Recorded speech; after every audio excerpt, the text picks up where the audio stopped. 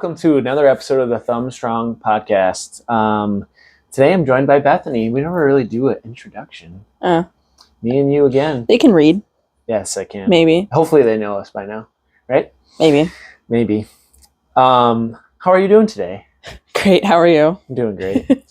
So today we're going to talk about consistency and accountability and how you really need, for consistency to happen, you have to create some kind of accountability system, and you can't rely on motivation to stay consistent, right? So we're going to talk about why structure beats willpower. So a lot of times we rely on that willpower or motivation to go to the gym, eat healthy, whatever it is.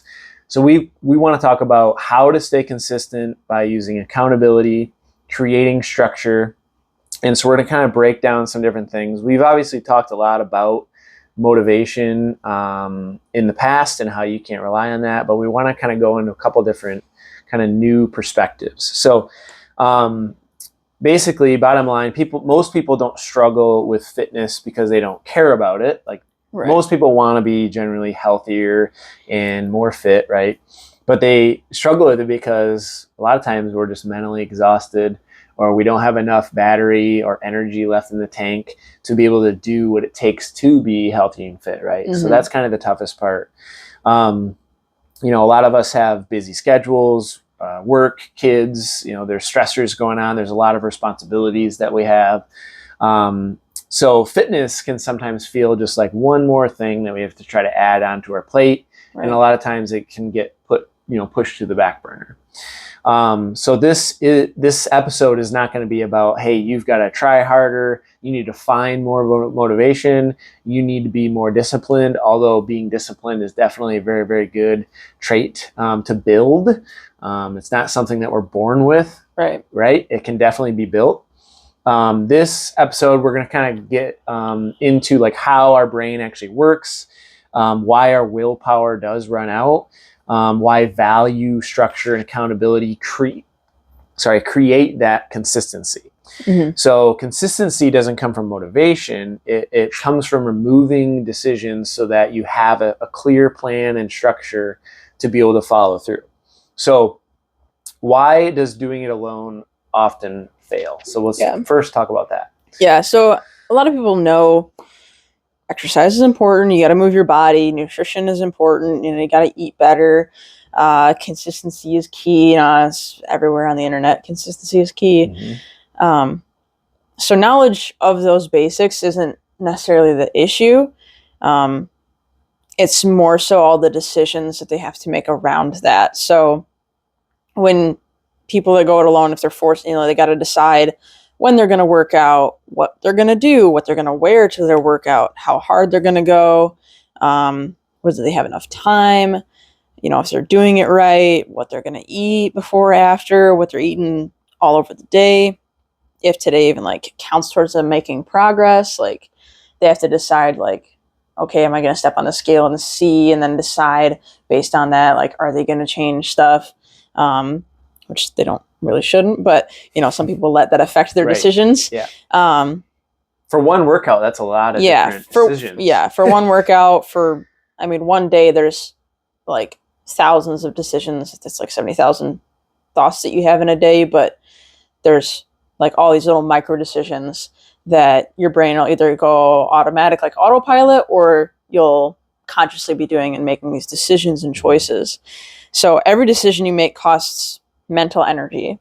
It's just like a battery in your phone. Every time you use your phone, it's going to drain that battery until you recharge it or goes to sleep, right? So same thing with us is the more we use that decision making and willpower part of our brains, it does deplete. And so, your brain's designed to conserve energy. So once you get to that lower energy, it's like with the phone, goes on low power mode, your brain goes on low power mode and just defaults to whatever you usually do. So you don't have to choose or make decisions. If you usually have ice cream at the end of the night, and your battery is down to low, your brain's just gonna be yep, we're gonna have ice cream. It's not even a question. Watch TV and watch TV. And because that's what you do when you're tired. And so your brain just does that automatically. Yep. And so by the end of the day, your decision making is going to be hurt. Like they've studied how having so many different decisions in the beginning of the day leads to poor decisions at night. Like it's a studied, known fact. That's just what happens. Self-control is going to be lower, and comfort wins over effort. So you're more likely to put in effort in the morning, which is why I like to work out in the morning. I'm a lot less likely to work out in the afternoon. Some people love it, and that's like their way to de-stress after work. But I need to get it done in the morning as soon as I can.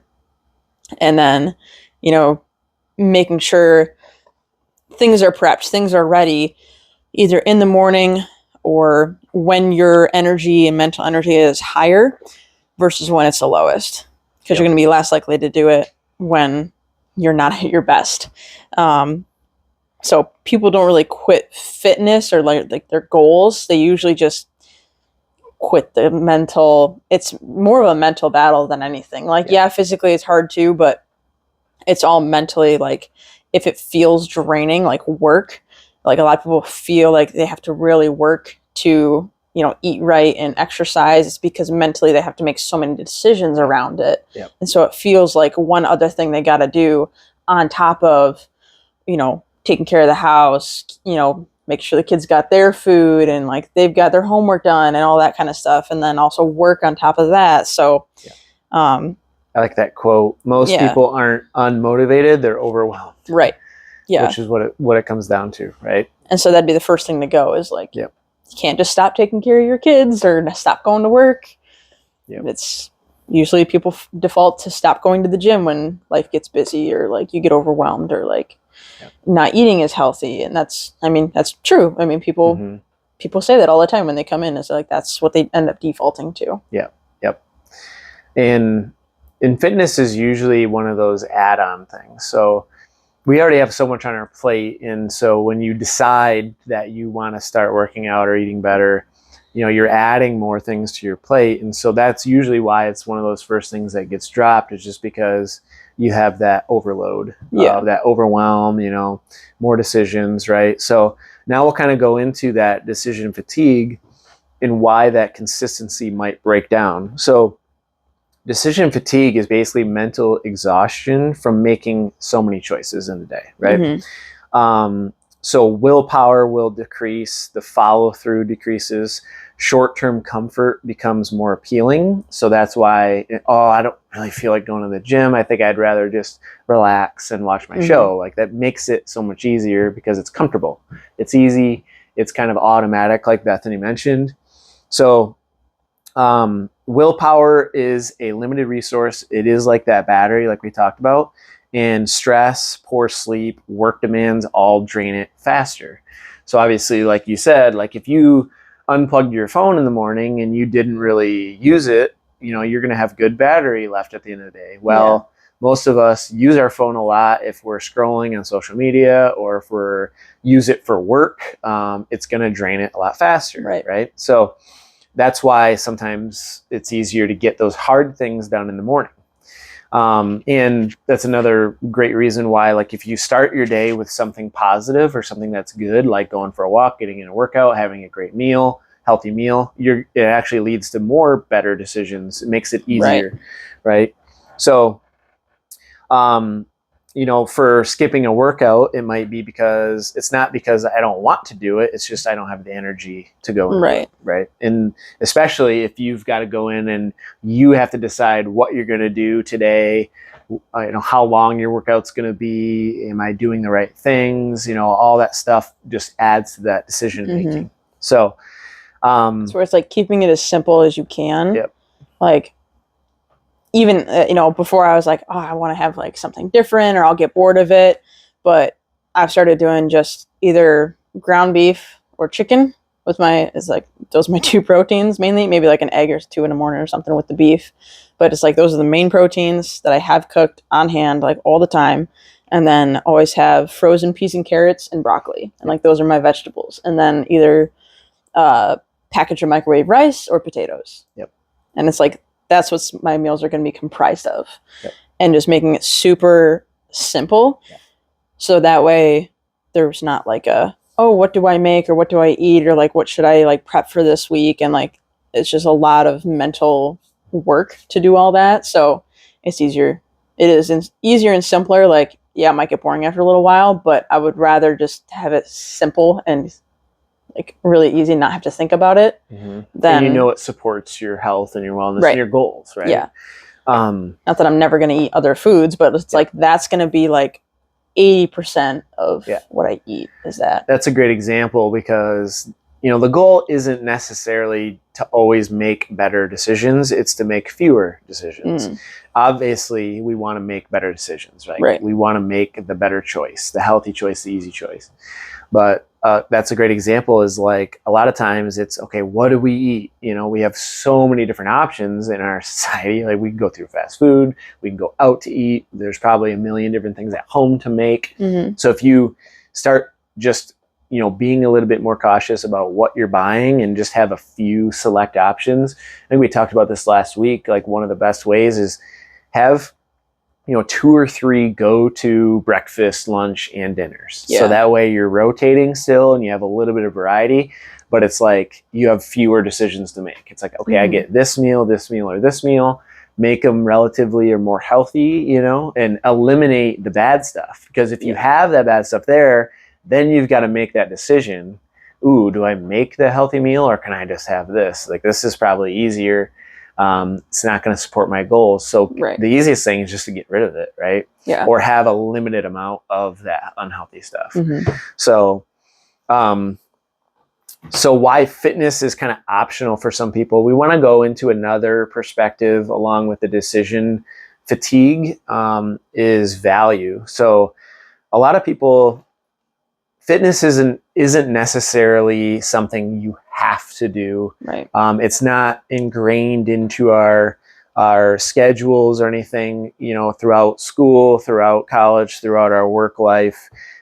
It's not something that you have to have, like, you know, getting a job and getting insurance and getting a house and getting a car and raising a family. Like those are all things that, you know, you kind of have to do it. Those are responsibilities. But fitness is not necessarily ingrained into like, hey, that's one of these categories that you have to do, although it should be, right? It's one of those add-on things like I talked about. So you're just adding more to your plate. And part of that comes down to just how much do you value your health and fitness, right? So after years of coaching, one thing that I've consistently noticed is that people obviously value their health, like they know it's important, but their actions also say it's optional. Right. And so, for example, like most of us have our phones, TV subscriptions, Netflix subscriptions. You know, maybe we have a routine of going and get a coffee every single day. So like we basically say what's important to us by what we pay for, right? And so something that I've noticed is, you know, when people come in and they ask about some of our programs and services, and you know, I've even had people that when they ask about our gym membership, you know, I'll say it's $36 a month, and people will be like, that's just too expensive. And that same person probably has some sort of TV subscription that is, I don't know what the average is, but it's well over $30. Well, unless you don't have any kind of like sports or anything. Me. Like even Netflix now is about $15 a month. Most people have multiple streaming services. I know we do. I mean, I don't watch a ton of TV, but I've got Amazon, you know, Prime and all that stuff. But like if you watch sports, for example, I tried to look for some sports because I wanted to start watching like the Red Wings and the Lions and stuff. And I think the cheapest I could find it was like $80 a month. And a lot of people pay for like DirecTV and stuff like that, and it's like $100+ a month. So that is something that you value. Like you want to be able to watch that, and so you pay for it, right? So basically what you're saying is if, you know, that $30 membership or that $100 membership to the gym is too expensive, it's not that it's too expensive, it's just that you value those other things more than going to the gym and getting a workout. So you have to understand that if you do want to achieve your health and fitness goals, you have to put it above some of those other things that could be dropped, for example. Yeah. So like, if you really want to make it work and you value your health and fitness, you are going to have to come to that decision making of, okay, what can I kind of reduce or get rid of to be able to invest into my health and fitness, right? And a lot of times those things will save you some more time too. Right. Time and money. Buy some time back. Yeah. So yeah. Well, I mean, a big thing to keep in mind with this is that it's not even about the money as far as the gym membership or whatever. Or people say it's expensive to eat healthy when it's really not. Like potatoes are healthy and they're super cheap, and so are chicken breasts. But anyways, and frozen vegetables, I'm like, those meals are dirt cheap.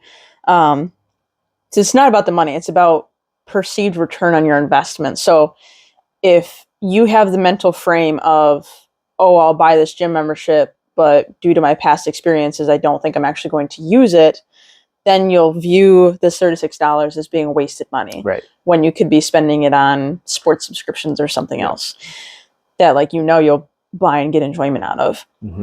So, it could be that mental block of that rather than just like X's and O's on a sheet of paper. So yeah, if depending on how you perceive that investment is going to determine like whether you value it enough to make those changes or make that change in your fitness and health habits, everything like that. Yep. So we just wanted to talk about that a little bit. Is, you do, in a lot of the value, you can really determine. You have to kind of dig deep and figure out, okay, why do I want to do this so bad? And we do this a lot with our clients when we meet with them. Is it's like peeling back the layers to an onion. A lot of people, they want to lose a few pounds. Well, that might not be a strong enough reason to spend that money and come in, especially if they don't know they're going to get the outcome. Right. So that perceived likelihood of achievement, getting that return on your investment, right? The reason we all have TV subscriptions is because you can go home and watch a show and unwind. Everybody wants it. It's comfortable. It's easy. Yeah. It's satisfying. It's an immediate dopamine hit. Whereas health and fitness, it's a delayed reaction, gratification, right? It might take you 3 months, 6 months, 12 months to be able to really see and notice a massive difference and achieve your goal, right? So since it's delayed, we don't always value it as much. Right. But we're here to tell you, like, the return is so great if you do make that commitment, if you do understand the value and you make that decision to invest in yourself and then just stick with it. And the point of this call, or the point of this podcast today, is to get you to make that decision and try to make it easier for you. Okay. Understand how you can stay consistent, how you can hold yourself accountable. So I just wanted to add that value piece in there because it's super, super important. Figure out why you want it so bad, and then take a look at some of those other things that you do prioritize and ask yourself, are these aligned with what I want to achieve in my mission and my goals or not? And maybe you can start to eliminate or reduce some of those. And one of those things is, unhealthy eating. So maybe if you're going out all the time, or if you have unhealthy foods in the house, you have unhealthy habits of binge watching your favorite shows for 3 hours every night, like, start to kind of think about those things. So the next thing we kind of want to go into is our willpower versus having structure. So how value becomes, how do we put this into action? So willpower isn't a character trait, as we mentioned. It works best in low stress, low decision environments. So the more we can do to reduce our stress and reduce that decision making, the more willpower obviously we're going to have. Right. Easier it is to make those decisions. So why structure wins? It removes that daily negotiation. It eliminates the guesswork, conserves that mental energy, and it turns habits into routines. So here's an example is, do I go to the gym today? What should I do? Whereas a structured approach would be, I've got a time set. So, hey, I'm going to hit a 6 a.m. workout. I've got a workout program that I'm going to follow. So that way you don't have to think about what to do or how to do it. You just look at it and you do it, and you just show up. Oh, I'm going to go at 6. It's in my calendar. got to show up, right? Or better yet, if you have a trainer or a class to go to, you think of it like an appointment, and it's like, I am committed to this time slot, Tuesdays and Thursdays at 6 a.m. You show up, and the great thing about that is you lead the person through the workout. Right. They have zero thinking that goes into it. Sometimes they should think a little other than just performing the exercise. Yeah, we had this conversation yesterday of like, they just like to come in. They're like, yeah, I really do shut my brain off. That's what they say.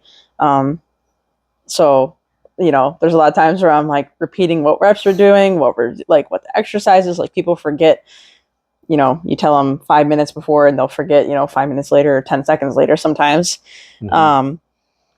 And so it's just because they can turn their brains off, because like you're there to remind them, okay, this is what we're doing. This is how many reps, this is how many sets, like, or this is how much time we're going to be doing this for, like all that, like all the reminders, so they can kind of outsource their brain for 45 minutes. Yep.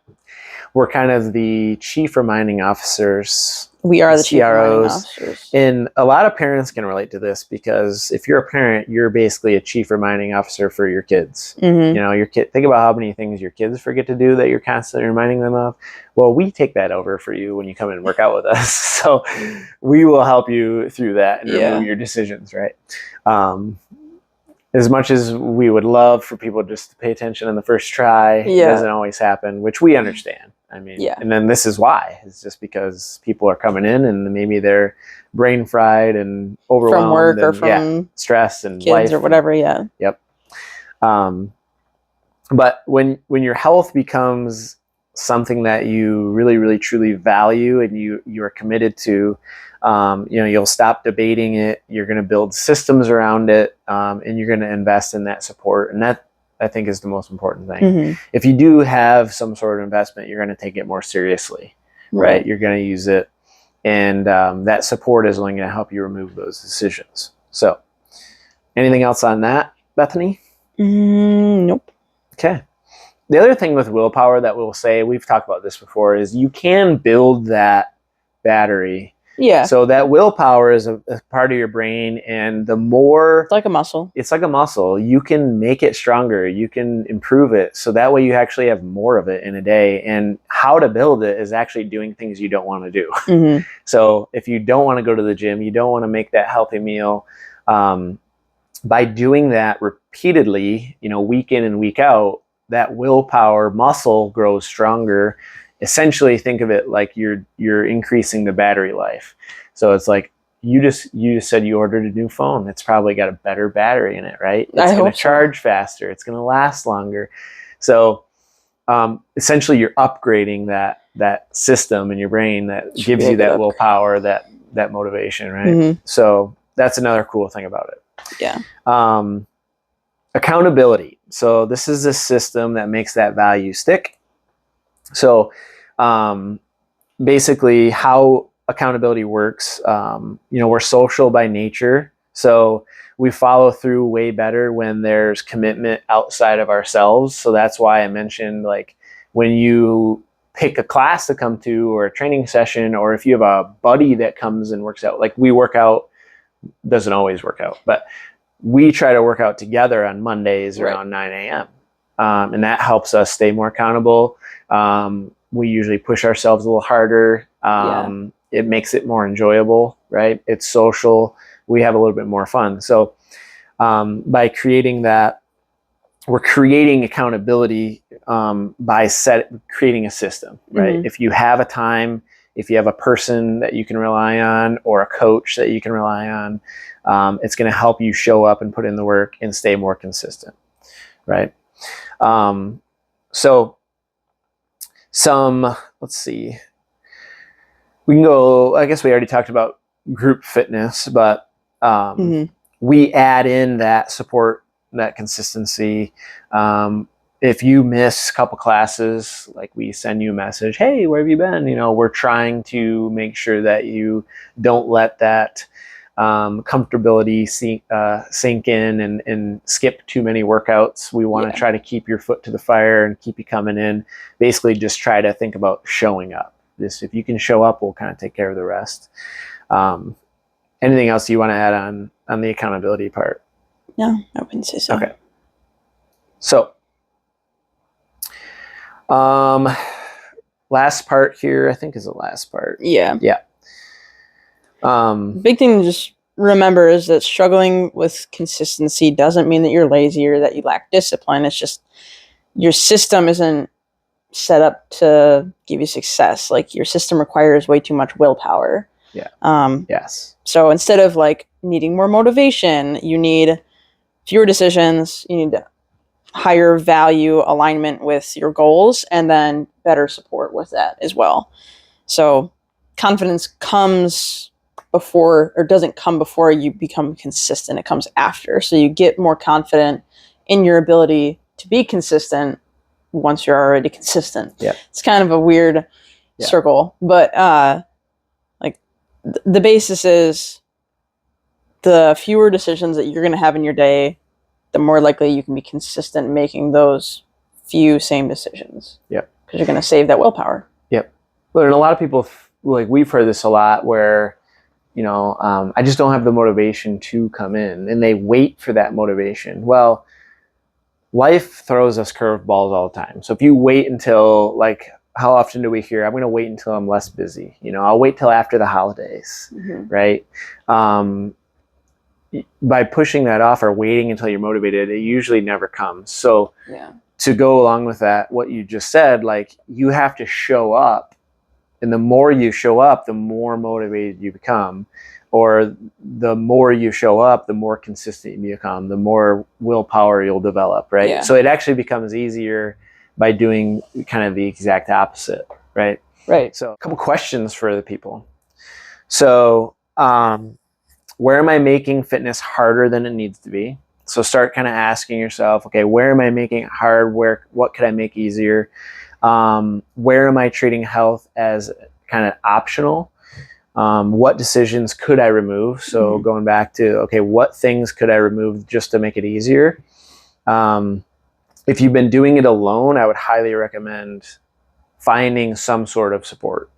You definitely don't have to do it alone. I would highly recommend finding some sort of coaching or structure system, a partner, something to make it easier. Using some of those strategies that we talked about, scheduling it into your calendar. If you actually just put it on a schedule, you're like, I forget what the stat is, but you're like 80% more likely to follow through with it if it's like scheduled on your calendar. Because if you just say, I'm going to try to work out after work, good chance you might skip, right? But if you have it on the schedule, and better yet, if you're meeting a friend at the gym or if you have a class to go to and we know you're coming, that will increase your likelihood of showing up. Yeah. So hopefully this is helpful. If you have any questions, obviously reach out. Like we said, consistency doesn't come from trying harder. It comes from valuing your health enough to build a system that supports it. Try to remove that decision fatigue. Make simpler choices, right? Remove anything that isn't supporting your goal and try to add in more of those things that do support it. The other thing that I will say is when you do this, it doesn't stay hard forever. Like it's not like you constantly have to be in battle with making yourself have the easy or the healthy choice or the going to the gym. The more you do it, the more it becomes kind of automatic and autopilot. So like, for example, let's say you got a new job and it's 20 minutes away. You've got to learn that route and what's the fastest. You might have to follow a map and it's kind of difficult. But after 2 years of doing it or 5 years, it just becomes automatic. Probably do it in your sleep. You could do it in your sleep, right? Bethany is a good example. She lived in Ubley for her first couple of years. I might have drove home asleep a few times, actually, but. And that 35-minute drive can be long, and after a while, it just, boom, it becomes automatic. Yeah. And a lot of us can relate to that. Like, we get home, and like, I don't really remember. So like, that's a good thing, but I don't remember getting home. Did I stop at that stop sign? Yeah, if like, there was 10 miles in there that I wasn't even paying attention. Yeah. Kind of like the healthy eating, too. Like, at first, you might start out like, okay, I'm going to track everything in MyFitnessPal. I need to figure out, how many calories I'm eating, how much grams of protein. But after you punch in enough foods and you do it long enough, you can literally eyeball it and you'll know about what you're getting. Like I don't track anymore because I've just gotten so used to eating similar foods, you know, those 2 or 3 lunch, dinner, and breakfast ideas, and my snacks are usually always the same. As long, you know, it becomes automatic.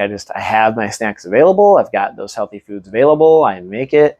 And I kind of know what I'm getting, and I'm supporting my health and my fitness, right? Mm-hmm. So it definitely gets easier. That is one of those things that we definitely want to point out. And I would say, we were just talking about this, commit to at least a year. Like, get your head wrapped around 1 year, because those people that make it a year of committing to their fitness and nutrition and just healthy lifestyle, it becomes way easier. You will see a lot of return on your investment. Right. You will feel better, and then it makes it so much easier to continue.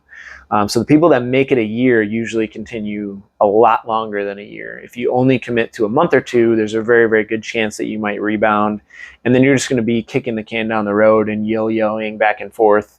And then 5 or 10 years down the road, you finally get on a program that works for you, and you think to yourself, I wish I would have just stuck with it 5 years ago, right? Yeah. So hopefully this will help kind of make it easier, educate you about willpower and decision fatigue and overwhelm, and help get you off on the right track with your health and fitness. So like I said, if you have any questions, let us know.